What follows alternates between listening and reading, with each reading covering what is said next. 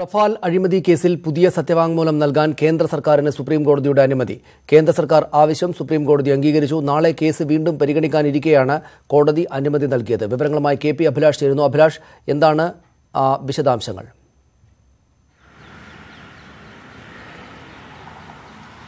സനീഷ്, നാളെ വീണ്ടും സുപ്രീംകോടതി റഫാൽ ഇടപാടുമായി ബന്ധപ്പെട്ട പുനഃപരിശോധനാ ഹർജികൾ പരിഗണിക്കാനിരിക്കെയാണ് കേന്ദ്ര സർക്കാരിന്റെ ആവശ്യം അംഗീകരിച്ചിട്ടുള്ളത്. പുതിയ സത്യവാങ്മൂലം സമർപ്പിക്കാൻ അനുവദിക്കണമെന്നുള്ളതായിരുന്നു കേന്ദ്ര സർക്കാരിന്റെ ആവശ്യം.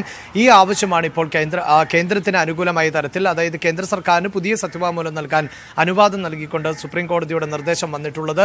റഫേൽ ഇടപാടുമായി ബന്ധപ്പെട്ട ആയുധ ഇടപാടിൽ കോടിക്കണക്കിന് രൂപയുടെ അഴിമതി നടന്നിട്ടുണ്ട് എന്നും ഈ അഴിമതി CBI അന്വേഷിക്കണം എന്ന് ആവശ്യപ്പെട്ടുകൊണ്ട് മുൻ കേന്ദ്രമന്ത്രിമാരായ അരുൺ ഷൂറി, യശ്വന്ത് സിൻഹ, കോമൺ കോസ് എന്ന സന്നദ്ധ സംഘടന എന്നിവരായിരുന്നു നേരത്തെ സുപ്രീം കോടതിയെ സമീപിച്ചത്. എന്നാൽ 2018 ഡിസംബർ 14 ഈ ആവശ്യം തള്ളിക്കൊണ്ടുള്ള സുപ്രീം കോടതി ഉത്തരവ് വരികയും അത് കേന്ദ്ര സർക്കാരിന് ഏറെ അനുകൂലമാകുന്ന സാഹചര്യം ഉണ്ടാവുകയും ചെയ്തിരുന്നു. എന്നാൽ പിന്നീട് ഇംഗ്ലീഷ് ദിനപത്രമായ ഹിന്ദുവിൽ നിരവധി രേഖകളുടെ അടിസ്ഥാനത്തിലടക്കം പ്രധാനമന്ത്രിയുടെ ഓഫീസ് റഫേൽ ഇടപാടുമായി ബന്ധപ്പെട്ട സമാന്തരമായ ചർച്ചകൾ നടത്തി എന്ന തരത്തിലുള്ള റിപ്പോർട്ടുകൾ പുറത്തു വരികയും ചെയ്തിരുന്നു.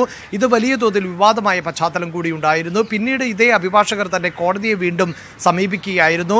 റഫാൽ ഇടപാടുമായി ബന്ധപ്പെട്ട് നേരത്തെ കോടതിയിൽ വാദപ്രതിവാദങ്ങൾ നടന്നപ്പോൾ കേന്ദ്ര സർക്കാരും ഉദ്യോഗസ്ഥരും അടക്കമുള്ളവർ വിഷയങ്ങൾ മറച്ചുവെച്ചുവെന്നും അത്തരത്തിൽ വിവരങ്ങൾ മറച്ചുവെച്ചതിന്റെ അടിസ്ഥാനത്തിലാണ് റഫേൽ ഇടപാടുമായി മുന്നോട്ട് പോകാമെന്ന തരത്തിലുള്ള ഒരു വിധി കോടതിയുടെ ഭാഗത്ത് നിന്നുണ്ടായത് എന്നുള്ളതുമായിരുന്നു പുനഃപരിശോധനാ ഹർജിയിൽ ഉയർന്നു വന്ന ആവശ്യം.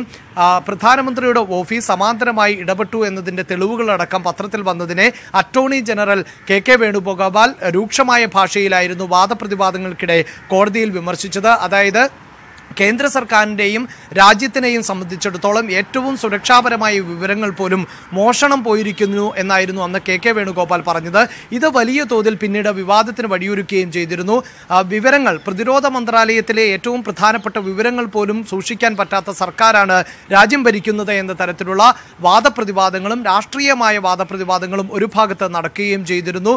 ഇത്തരത്തിൽ പുനഃപരിശോധനാ ഹർജിയിന്മേലുള്ള വാദം പുരോഗമിക്കുകയും പിന്നീട് കോടതി ഈ കേസ് റഫേൽ ഇടപാടുമായി ബന്ധപ്പെട്ട കേസ് പുനഃപരിശോധിക്കണോ എന്നത് സംബന്ധിച്ച തീരുമാനം വരും ദിവസങ്ങളിൽ എടുക്കാനിരിക്കെയാണ് ഇപ്പോൾ കേന്ദ്ര സർക്കാരിന് അനുകൂലമാകുന്ന തരത്തിൽ, അതായത് കേന്ദ്ര സർക്കാരിന് അവരുടെ ഭാഗം വിശദീകരിക്കാൻ ഈ പുനഃപരിശോധന ഹർജി ഇപ്പോൾ നിലവിൽ നിലനിൽക്കുന്ന കോടതി ഉത്തരവ് മാറ്റിക്കൊണ്ട് പുതിയൊരു ഹർജി ഈ കേസിൽ പുനഃപരിശോധന ആവശ്യമാണ് എന്ന തരത്തിലുള്ള ഹർജി പരിഗണിക്കുമ്പോൾ കേന്ദ്ര സർക്കാരിന് അവരുടേതായ പുതിയ ഏതെങ്കിലും ആവശ്യം മുന്നോട്ട് വയ്ക്കാനുണ്ടെങ്കിൽ തീർച്ചയായും സത്യവാങ്മൂലത്തിലൂടെ അത് കോടതിയെ അറിയിക്കാൻ സാധിക്കും. സനീഷ്, അതാണ് ശരി. നന്ദി അഭിലാഷ് വിവരങ്ങൾക്ക്.